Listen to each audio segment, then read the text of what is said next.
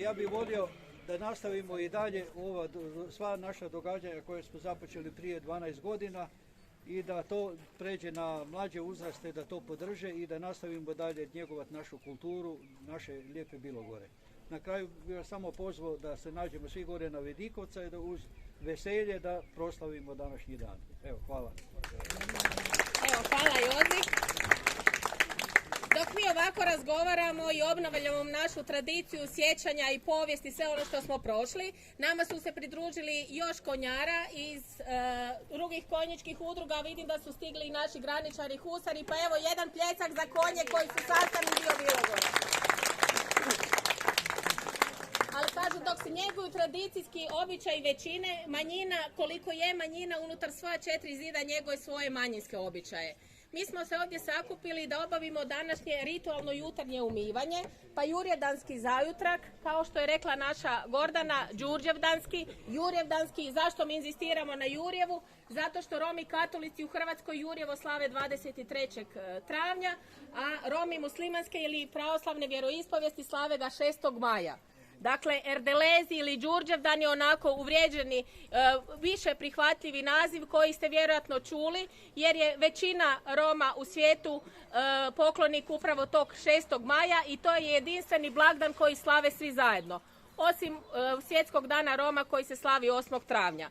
Dakle, ovdje na Bilogori mi smo se stopili s većinom zato što lovari tradicijski bavili su se uzgojom, prodajom, trgovinom konja i konji su bili sastavni dio njihove obiteljske tradicije. Svakog blagdana Svetog Jurja krenulo je u povijesti njihovo putovanje, ali ritualnim kupanjem u čistoj izvorskoj vodi koja je pomiješana sa laticama proljetnog cvijeća i kažu onaj tko se umije u čistoj izvorskoj vodi cijele te godine pratit će ga zdravlje, sreća, bit će crveno, rumeno, poput svih ovih karakteristika koje se nalaze u čistoj izvorskoj vodi koja je pod zrakama sunca noćas prikupila sve ono najbolje što vam voda može dati. A s obzirom da poslije jurjevdanskog umivanja, poslije napornog rada koji se svodi na ispraćaj zime, na čišćenje kuće, na pripremanje dvorišta, kažu da treba dobro i blagovati. Nakon ritualnog umivanja imamo jurjevdanski zajutrak. Evo, ja ću zamoliti članove naše udruge, s obzirom da je to njihov današnji dan, da krenu polako prema našoj izvorskoj vodi. Kažu da prvo idu najmlađi, jer najmlađi imaju najpozitivniju energiju. U blagoslovljenoj vodi kad se umiju, onda taj blagoslov ostaje svima onima koji kao gosti, prijatelji, susjedi, uzvanici dolaze za jurjevdanski stol.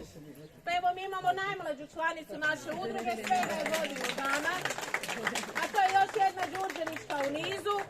Šta će biti u budućnosti ne znamo, ali umila se uglavnom u jutarnjem. Pa evo, pozivam i sve ostale da polako ovako prođemo pored čiste izvorske vode i uđemo u objekt u kojem ćemo onda vršiti ritualno rezanje romske pogače. Još jednom zahvaljujem svima i molim vas da se ne razilazite, nego da još obavimo i ovaj kratki ritual. Da se malo umeti, pa evo smo se umeli. Možete. I evo, vidim da nam je u dolasku netko na koga smo mi jako ponosni.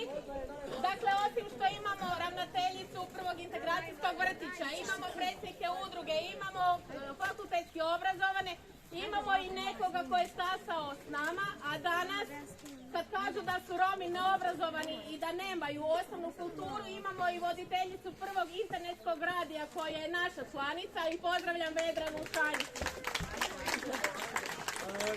Ko nam želi u Cvjetnoj može koristiti ovaj. Pa evo, s obzirom da je ona netko tko je rastao s nama, pozivam i nju da se kratko obrati i da vidite da imamo one koji se bore za svoj opstanak među većinskom zajednicom. Dobar dan. Ti namjerno kasni. Ti namjerno kasni. Kažu, ko dođe zadnji, najbolje ga se vidi. Dobar dan. Evo,